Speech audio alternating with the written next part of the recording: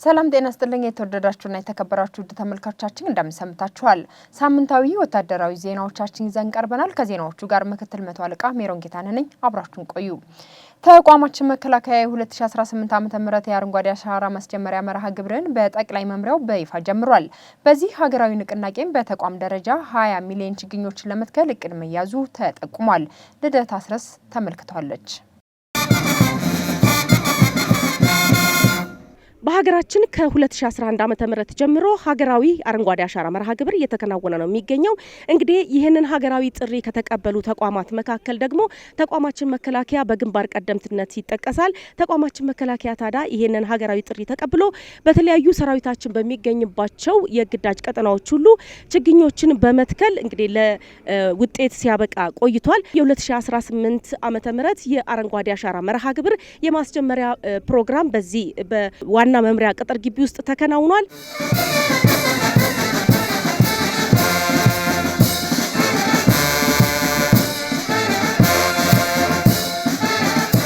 እውነት ለመናገር መከላከያ ሰራዊት የደን ሽፋን ለመመለስ ስራ የጀመረው ቀድሞ ነው።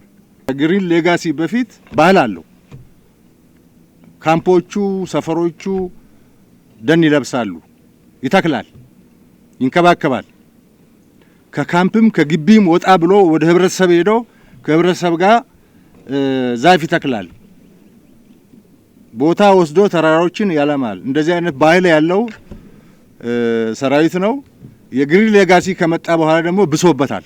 ፊልድ ማርሻል ብርሃኑ ጁላ አክለውም ሰራዊቱ በሚገኝባቸው በተለያዩ አካባቢዎች ከህብረተሰቡ ጋራ በጋራ በመሆን የጀመራቸውን የአረንጓዴ አሻራ መርሃ ግብር ለማሳካት የሚኖረው ቁርጠኝነት ከፍ ያለ መሆን እንደሚጠበቅበትም አሳስበዋል። ለህዝባችን ሞዴል እንሁን። የሰራዊት አዛዦች እዚህ ያላችሁ እና እዚህ የሌላችሁ ሁላችሁ በያላችሁበት ከህዝቡም ጋር በመጨመር ዛፍ ተከላውን የግሪን ሌጋሲውን እንድታሳኩ መልእክት ማስተላለፍ ፈልጋለሁ። ሰራዊታችን በአረንጓዴ አሻራ መርሃ ግብሩ ላይ በግንባር ቀደምትነት በመሳተፍ ላይ እንደሚገኝ ያስታወቁት የመከላከያ ሚኒስትሯ ኢንጂነር አይሻ መሐመድ ለዓላማው ስኬታማነት ያለው ተነሳሽነትም በጦር ሜዳ ካለው ጀግንነት ያልተናነሰና ለሀገር ልማት ያለውን ታማኝነት የሚያረጋግጥ መሆኑን ገልጸዋል።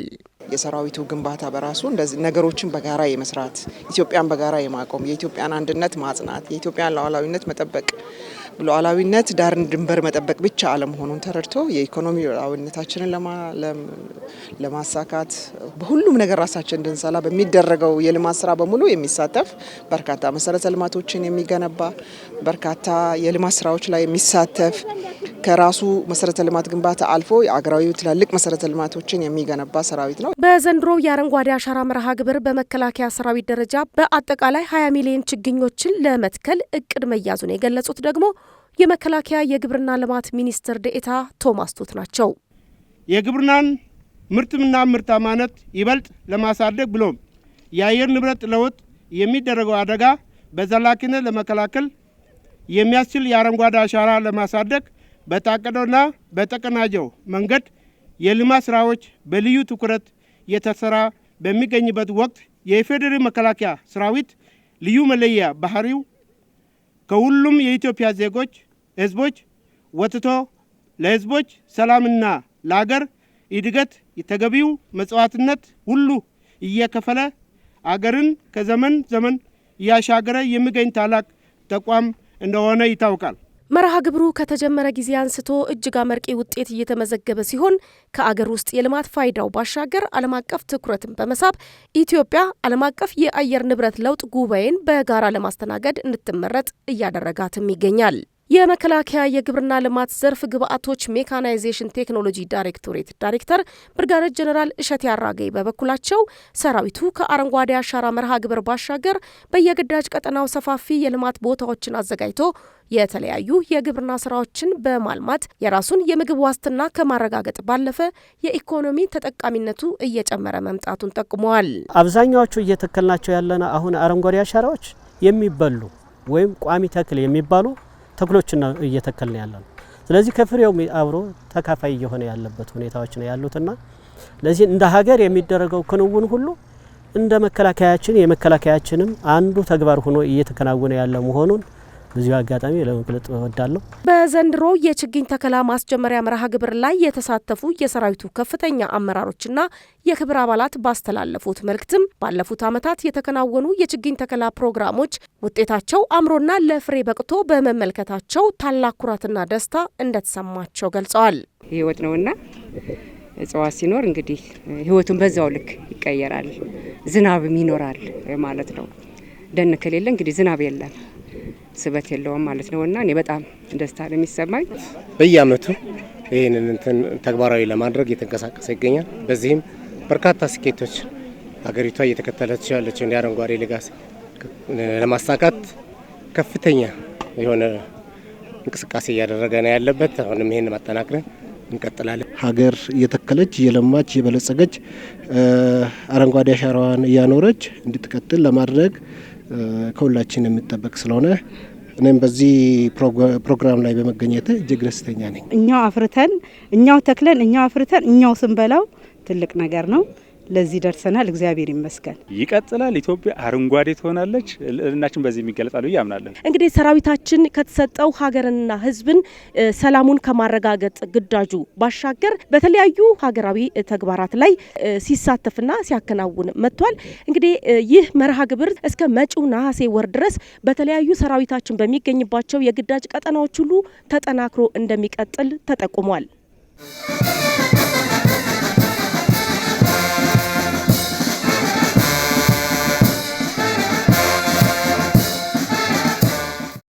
በተለያዩ የሰራዊቱ ክፍሎች የ2018 ዓ.ም የአረንጓዴ አሻራ የችግኝ ተከላ መርሃ ግብሮች መከናወን ጀምረዋል። ተመልካቾቻችን በሰራዊታችን ክፍሎች በተካሄዱ የችግኝ ተከላ መርሃ ግብሮች መካከል የተወሰኑትን በምስል ተመልክተን እንመለስ።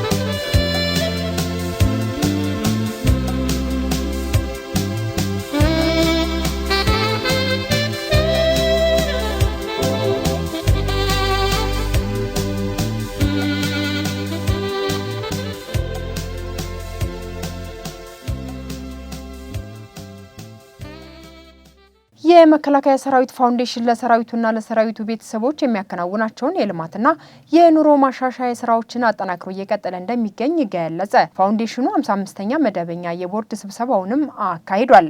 የመከላከያ ሰራዊት ፋውንዴሽን በአዋጅ ከተቋቋመበት ጊዜ ጀምሮ የተሰጡትን ተልዕኮች በብቃት በመወጣት ለሰራዊቱ ሁለንተናዊ ተጠቃሚነት የሚያረጋግጡ ውጤታማ ስራዎችን አከናውኗል።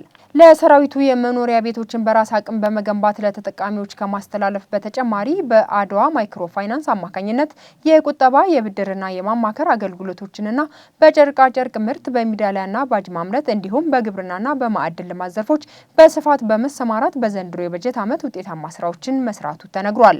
የቦርድ አባላቱ የፋውንዴሽኑን አደረጃጀት ለማጠናከርና በሌሎች አዋጭ ዘርፎች ተሳትፎን ለማስፋት በቀረቡ የአሰራር የደንብ ማሻሻያዎች ላይ የተወያየ ሲሆን የ2019 የበጀት ዓመት የፋውንዴሽኑ እቅድና በጀትም በቦርዱ ጸድቋል። ፋውንዴሽኑ ወደፊትም የምርትና አገልግሎት ጥራቱን በማሳደግ በአገር ውስጥ አቅርቦት ብቻ ሳይወሰን በዓለም ገበያ ተወዳዳሪ ለመሆን ሰፋፊ ስራዎችን ለመስራት አቅዶ ወደ ትግበራ ለመግባት መዘጋጀቱን ኤልያስ ከለለኝ ያደረሰን ዘገባ ያመለክታል። የመከላከያ ኢንጂነሪንግ ኢንዱስትሪ የኢትዮጵያ ሉዓላዊነት አስከብሮ ለማስቀጠል ሀገራዊ ኢኮኖሚን ለሚያጎለብቱ ተግባራትና ወታደራዊ አቅማችንን ለሚያጠናክሩ ስራዎች ትኩረት ሰጥቶ እየተንቀሳቀሰ እንደሚገኝ ተገለጸ። ኢንዱስትሪው በ2018 ዓ.ም በነበረው የስራ አፈጻጸምም በርካታ ውጤቶችን ማስመዝገቡም አስታውቋል። ማሩ ግርማይ ተጨማሪ አለው። የመከላከያ ኢንጂነሪንግ ኢንዱስትሪ በ2018 በጀት ዓመት የነበረውን የሥራ አፈጻጸም በመገምገም ቀጣይ የትኩረት አቅጣጫውን አስታውቋል። ኢንዱስትሪው ከተቋሙ በተሰጠው አቅጣጫ መሠረት የሰራዊታችን የማድረግ አቅም የበለጠ የሚያጠናክሩ ተግባራትን፣ ወታደራዊ ትጥቆችን ከማምረት ማደስና ማዘመን በተጨማሪ ሀገርን የሚያኮሩ ሥራዎችን ማከናወኑን ገልጿል። ተተኳሽ የራሳችን መቻል አለብን ብለን ችለናል። የከባድ ተተኳሽ መሳሪያዎች ትልልቅ አገሮች ከሚያመርቱት እኩል ነው እያመረተን ያለ። በመሳሪያ ራሳችን እንቻላለን ምን እየቻለን፣ በተሽከርካሪ ራሳችን እየቻለን፣ በሬዲዮ ራሳችን እየቻለን አቅማችንን ማጠናከር አለብን፣ ከውጭ ጥገኝነት መላቀቅ አለብን በሚል በቀላል መሳሪያ ቀላል ተተኳሾች ከ56 እጥፍ በላይ ነው በዚህ አንድ ሁለት ዓመት ከነበረው በላይ እየተሰራ ያለ ምርት እየመጣ ያለ። በመካከለኛ ከ8 እጥፍ በላይ ነው እየተሰራ ያለ። በከባድ መሳሪያ ከ32 እጥፍ በላይ ነው ከባድ ተተኳሽ ይሰራ ያለ። የኢንጂነሪንግ ኢንዱስትሪ ግሩፑ ተቋማዊ ሪፎርሙን ተከትሎ ያከናወነው የአደረጃጀትና የአሰራር ለውጥ በበጀት ዓመቱ ግቡን እንዲመታና በውጤት የታጀበ አፈጻጸም እንዲያስመዘግብ አግዞታል። ሁለት መሰረታዊ ነገሮች ላይ በከፍተኛ ሁኔታ ሲሰራ ነበር። አንደኛ የነዚህ ኢንዱስትሪዎችን የአምስቱም ኢንዱስትሪዎችን የማምረቻ አቅም ነባሮችን በማሻሻል በማሳደግ የምርት አቅማቸው ጥራታቸውን እንዲጨምሩ ማድረግ እንዲሁም አዳዲስ ዘመኑ የደረሱበትን የወታደራዊ ትጥቅ ማምረቻ ከኛ አንጻር የሚያመርቱትን በመታጠቅ ወደ ስራ እያስገባ ይገኛል። በሁለተኛ ደረጃ ደግሞ በሰው ኃይል ግንባታ ላይ የሰራው ሰፊ ስራ ነው። በተለይ ይሄ ከተለያዩ ተቋማት የመጡት ኢንዱስትሪዎች ወጥ አሰራር እንዲኖራቸው፣ ወጥ መመሪያ እንዲኖራቸው፣ ወጥ የሆነ ሲስተም እንዲሰሩ አመራሩም እና ሰራተኛው በአንድ በመናበብ ወደ ስራ የገባበት ጊዜ ነው ለማለት እወዳለሁ። የአንድ ሀገር ጥንካሬ ከሚያሳዩ መመዘኛዎች መካከል የመደራደር አቅምን አጎልብቶ ብሔራዊ ጥቅምን ማስከበር አንዱ ነው። የመከላከያ ኢንጂነሪንግ ኢንዱስትሪ ግሩፕም ለኢትዮጵያ ወታደራዊ ዲፕሎማሲ ስኬታማነት አጋዥ ከመሆኑም በላይ በሀገራዊ የኢኮኖሚ ግንባታ እንቅስቃሴው በኩልም የራሱን በጎ አስተዋጽኦ እያበረከተ ነው። ዲፕሎማሲ ምንጩ የሀገር ውስጥ ጥንካሬ፣ የኢኮኖሚ ጥንካሬ ነው። በእነኚህ በአጠቃላይ በዚህ ዓመት ውስጥ ከ150 በላይ ዴሌጌሽን እኮ ነው እዚህ የመጣው ተሞክሮ ለመውሰድ። ይሄ አንዱ የዲፕሎማሲ ውጤት ነው። በአጠቃላይ ኢኮኖሚን ለመደገፍ በትንሽ አምርተን የተረፈንን ለውጭ ቆየ ይሸጥን እዚህ አፍሪካ ብቻ አይደለም በምዕራቡም ሀገር ጭምር ማለት ነው። ዛሬ ዓለም ላይ የምናያቸው ጦርነቶች ሁሉ ሚስጥራቸው ከጀርባው ጠንካራ ወታደራዊ ኢንዱስትሪና የማይቋረጥና አስተማማኝ ዘመኑን የዋጀ ቴክኖሎጂ የሚቀርቡት በእነዚህ ወታደራዊ ኢንዱስትሪዎች ነውና አሁን ዘመኑ የደረሰበት ሚሆን በቀጣይ ያሉ የውጊያው አውድ የሚጠይቀውን ቴክኖሎጂዎችን ከአጋሮቻችን ጋር ሆነን በመስራት ቴክኖሎጂ ሽግግር በማድረግ እየተሰራ ያለና አሁን የደረስንበት ደግሞ ለዛ ጥሩ መደላደል የፈጠረ ነው። በበጀት ዓመቱ የሥራ አፈጻጸም ውይይት ላይ የተሳተፉ አመራሮች በሰጡት አስተያየትም የኢትዮጵያን ብሔራዊ ጥቅም ለማስከበር ፈጠራና የቴክኖሎጂ ዝማኔ ላይ ትኩረት አድርገው ለመንቀሳቀስ መዘጋጀታቸውን ጠቁመዋል። በሰሜን ምስራቅ ዕዝ ቡርቃ ማሰልጠኛ ማዕከል ለመሰረታዊ ወታደሮች ሲሰጥ የቆየው የአቅም ማጎልበቻ ስልጠና ተጠናቀቀ። ኢትዮጵያ በየዘመናቱ ያጋጠሟትን የውጭ ወራሪዎች በልጆቿ ጽናትና ቁርጠኝነት አሳፍራ የመለሰች ሀገር መሆኗን የሰሜን ምስራቅ ዕዝ አዛዥ ሌተናል ጀነራል አሰፋ ቸኮል አስታውሰው የዛሬው ትውልድ አደራውን ተቀብሎ ሀገሩን መጠበቅና ግዳጁን በብቃት መወጣት እንዳለበት አሳስበዋል። የአቅም ማጎልበቻ ስልጠናው መሰረታዊ ወታደሮችን ከነባሩ ሰራዊት ጋር በፍጥነት ማዋሃድ ዓላማ ያደረገና ተልዕኮን በብቃትና በጥራት መወጣት የሚችል ሰራዊት ለመገንባት መሆኑን የቡርቃ ማሰልጠኛ ማዕከል አዛዥ ኮሎኔል ግርማ ስዩም ገልጸዋል። ሰልጣኝ መሰረታዊ ወታደሮችን በቆይታቸው ከፍተኛ አቅም መፍጠራቸውንና ሀገራቸውን ለማገልገል ቁርጠኛ መሆናቸውን ተናግረዋል። ዘገባው የንጉሴ ውብሊቀር ነው። በቼክ ሪፐብሊክ አምባሳደርና በቼክ ሪፐብሊክ ወታደራዊ ሙዚየም ዳይሬክተር የተመራ ቡድን የመከላከያ ሰራዊት ወታደራዊ ሙዚየምን ጎበኘ። መከላከያ በቀጣይ ላሰበው ዘመናዊ ወታደራዊ ሙዚየም ግንባታ ስኬታማነት መላው ኢትዮጵያዊ ከገንዘብ እስከ ሙያዊ ድጋፍ የበኩሉን ሚና እንዲያበረክትም ጥሪ ቀርቧል። ማርታ ግርማ ተጨማሪ አላት።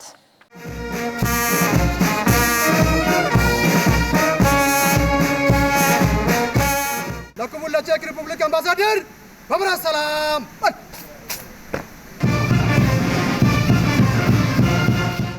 በኢትዮጵያ የቼክ ሪፐብሊክ አምባሳደር ሚሮስላቭ ኮሴክና በቼክ ሪፐብሊክ ወታደራዊ ሙዚየም ዳይሬክተር አሌክስ ኪንዤክ የተመራ ቡድን ነው ወታደራዊ ሙዚየሙን የጎበኘው።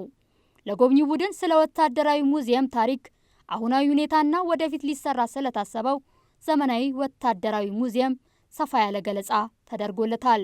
ጎብኚዎቹ በኢትዮጵያ ወታደራዊ ታሪክ መደነቃቸውን ገልጸው የቼክ ሪፐብሊክ መንግስት ሙዚየሙን በመደገፍና ወደፊት በሚሰራው ዘመናዊ ወታደራዊ ሙዚየምም አብረው ለመስራት ቃል ገብተዋል። You have very interesting artifacts and I'm glad to see even old Czechoslovakian military techniques. በወታደራዊ ሙዚየሙ ጉብኝታችን ተደስተናል። በቀጣይ እንዴት በጋራ እንደምንሰራና በዘርፉ ያለንን ልምድና እውቀት በምናካፍልበት መንገድ ላይ ተወያይተናል። የሙዚየሙን አመራርና ሙያተኞች የእኛን ሀገር ወታደራዊ ሙዚየም እንዲጎበኙና ልምድ እንዲቀስሙ ጋብዘናቸዋል። ይህ የመጀመሪያ ነው። በቀጣይ በርካታ ስራዎችን በጋራ እንሰራለን። Military Ethiopian Museum, it's very good. It's so hard work is for my Ethiopian colleague. በሙዚየሙ በጣም ጥሩ የፎቶ የአልባሳትና የተለያዩ ቅርሶች ስብስብ መኖሩን ተመልክቻለሁ። በዚህም በጣም ደስተኛ ነኝ። ይሄ ጥሩ ጅማሮ ነው። አዲስ ለሚገነባው ሙዚየምም እንደ መነሻና አዲስ መንገድ ነው። የውጭ ሀገራት ዲፕሎማቶችና ወታደራዊ አመራሮች ሙዚየሙን መጎብኘታቸው ሙዚየሙን በማዘመኑ ረገድ የልምድ ልውውጥ ከማድረግ ባሻገር ወታደራዊ ዲፕሎማሲያዊ ግንኙነትን የሚያጠናክር መሆኑን የመከላከያ ወታደራዊ ቅርስ ጥናትና አስተዳደር ዳይሬክቶሬት ዳይሬክተር ሜጀር ጄኔራል ጥሩያ ሰፌ ተናግረዋል። ሜጀር ጄኔራል ጥሩያ ሰፌ አያይዘውም መላው የኢትዮጵያ ሕዝብ ወታደራዊ ሙዚየሙን በመጎብኘት የሀገሩን ታሪክ እንዲያውቅና ወደፊት ለሚሰራው ዘመናዊ ወታደራዊ ሙዚየምም በገንዘብ በሐሳብና በሙያዊ ድጋፍ የበኩሉን እንዲያበረክት ጥሪ አቀርበዋል። መላው የኢትዮጵያ ሕዝብ አዲስ አበባ ሕዝብ በተለይ አሁን ክረምት አይደለ ተማሪው ዩኒቨርሲቲ ተማሪዎች መጥተው ቢያዩ፣ ምሁራኖች መጥተው ቢጎበኙ፣ ማህበረሰቡም መጥተው ቢጎበኝ ታሪካችንን ቢያይ የሚል እምነት አለ። ለህዝቡ ክፍት ነው። እስካሁን ብዙም እየታየ አይደለምና ሁሉም ማህበረሰብ መጥቶ እንዲጎበኝ ማለት እፈልጋለሁ። ትልቅ የሚሰራ ዲዛይን የተደረገ ሙዚየም አለን፣ አይታችሁታል። ያ ሙዚየም አገሪቱን የሚመጥን ነው። በጣም ትልቅ ነው። ከአክሱም ዘመነ መንግስት ጀምሮ ያሉ ወታደራዊ ታሪኮችን ውስጡ የያዘ ነውና እንዳያችሁት ያን ደግሞ በጋራ የምንገነባበትን ሁኔታ መላው የኢትዮጵያ ሕዝብ አገር ውስጥ ውጭም ያላችሁ ድጋፋችሁን እንድትሰጡ ከጎናችን እንድትሆኑ በሀሳብ ሊሆን ይችላል፣ በፋይናንስ ሊሆን ይችላል፣ በማቴሪያል ሊሆን ይችላል። አብረን እንገንባው።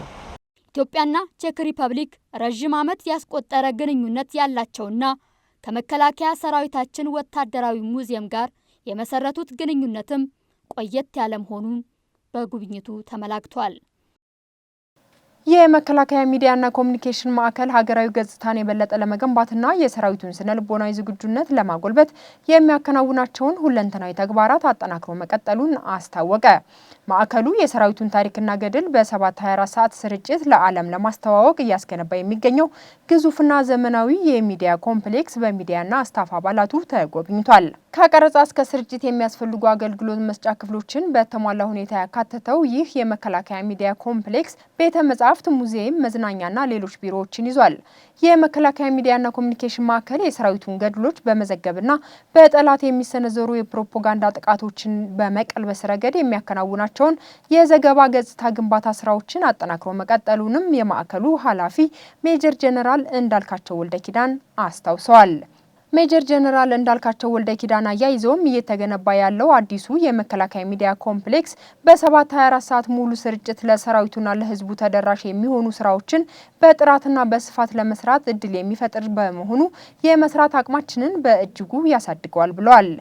ሚዲያ ተቋማችን በተደራጀ ቁጥር የሰራዊታችን ሞራል፣ የሰራዊታችን ታሪክ፣ የሰራዊታችን የጀግንነት ውሎ እየተሰነደ ለራሱ ለሰራዊቱ የግንባታ የሚውልበት ስለሚሆን ለሰራዊቱ ያለው ጠቀሜታ ይሄ ነው ተብሎ መነገር አይቻልም። በጣም ትልቅ ነው። ግንባታው ጥራቱን በጠበቀ መልኩ በፍጥነት እንዲጠናቀቅ በሀገሪቱ የሚገኙ ታላላቅ የሚዲያ ተቋማት ሙያዊ እገዛ እያደረጉላቸው እንደሚገኝ በመከላከያ ኮንስትራክሽን ዲዛይን ድርጅት ኢንጂነር አዳም በቀለና ጄኔራል ፎርማን አዲስ ገብረስላሴ ተናግረዋል። ባለ 3 ወለሉ ይህ ዘመናዊ ህንፃ የሬዲዮ፣ የቴሌቪዥን፣ የጋዜጣና የኦንላይን ሚዲያዎችን በአንድ ጣራ ስር በማቀፍ የመረጃ ፍሰቱን ፈጣን፣ ቀልጣፋና ተደራሽ ለማድረግ ታስቦ እየተገነባ የሚገኝ ዘመናዊ የሚዲያ ኮምፕሌክስ ነው። ዘገባው የራሄል ገዛኸኝ ነው። የመከላከያ ውጭ ግንኙነትና ወታደራዊ ትብብር ዋና ዳይሬክቶሬት ከጣሊያን የመከላከያ ሚኒስቴር ጋር በመተባበር ለሰራዊታችን ከፍተኛ አመራሮች በሰላም ማስከበር ማዕከል ሲሰጥ የቆየውን ስልጠና አጠናቀቀ። በስልጠናው የተካሄዱ ጥናቶች፣ የአደጋ ትንተናዎች፣ የልምድ ልውጦችና ውይይቶች ዘላቂ ትብብርን እንደሚያጎለብቱም በሰላም ማስከበር ማዕከል የሎጂስቲክስ ኃላፊ ብርጋዴር ጄኔራል ጠቅለው ክብረት አስረድተዋል። ኢትዮጵያ በአፍሪካ ቀንድ ሰላምና መረጋጋትን ለማረጋገጥ ወሳኝ ሚና የምትጫወት ሀገር በመሆኗ ጣሊያን ከኢትዮጵያ ጋር ያላትን ስትራቴጂካዊ የመከላከያ ትብብር የበለጠ እያጠናከረች መሆኗን በኢትዮጵያ የጣሊያን ወታደራዊ አታሼ ኮሎኔል ዲያጎ አንቶኒዮ አረጋግጠዋል።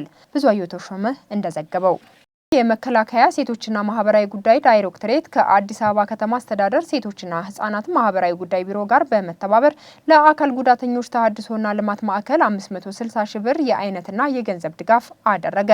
ማዕከሉ የአካል ጉዳት የደረሰባቸውን የሀገር ባለውለታዎችን በማገልገል ማህበራዊ ኃላፊነቱን ሲወጣ መቆየቱ ተጠቁሟል። ድጋፉን ያስረከቡት የመከላከያ ሴቶችና ማህበራዊ ጉዳይ ዳይሬክቶሬት ዳይሬክተር ብርጋዴር ጄኔራል ሁላጎርሽ ድረስ ለሀገር መስዋዕትነት ለከፈሉ ጀግኖች የሚደረገው ድጋፍ ተጠናክሮ እንደሚቀጥል ተናግረዋል። የተደረገላቸው እገዛ ብቻቸውን እንዳልሆኑ የሚያሳይ ትልቅ የሞራል ስንቅ መሆኑንም ድጋፍ የተደረገላቸው አካል ጉዳተኞች ገልጸዋል። ዘገባው የመከላከያ ህዝብ ግንኙነት ነው። በደቡብ ሱዳን ለተባበሩት መንግስታት ድርጅት የሰላም ማስከበር ተልዕኮ ስኬታማነት በወንድማማችነትና በመርህ ላይ የተመሰረተ ግንኙነት ጉልህ አስተዋጽኦ እያደረገ እንደሚገኝ ተገለጸ። የ20ኛና የ22ኛ ዙር ሞተራይዝድ ሰላም አስከባሪ ሻለቆች በደቡብ ኮሪያው የኢንጂነሪንግ ሻለቃ ማዘዣ የስራ ጉብኝት አድርገው ተወያይተዋል። የደቡብ ኮሪያው ኢንጂነሪንግ ሻለቃ አዛዥ ኮሎኔል ሊጂኦንግ ኢትዮጵያና ደቡብ ኮሪያ በደምና በአጥንት የተሳሰሩ ወንድማማች ህዝቦች መሆናቸውን ጠቅሰው ለደቡብ ኮሪያ ህዝብ ሰላምና መረጋጋት ዋጋ የከፈለው ቃኘው ሻለቃን በማስተዋወስ ኢትዮጵያን አመስግነዋል። ዘገባው የሲሳይ ደመቀ ነው። ተመልካቾቻችን ሳምንታዊ ወታደራዊ ዜናዎቻችን እስካሁኑ ይመስል ነበር። ከቀሪ የመከላከያ ሰራዊት የቴሌቪዥን ዝግጅቶች ጋር ጥሩ ጊዜ ይሁንላችሁ።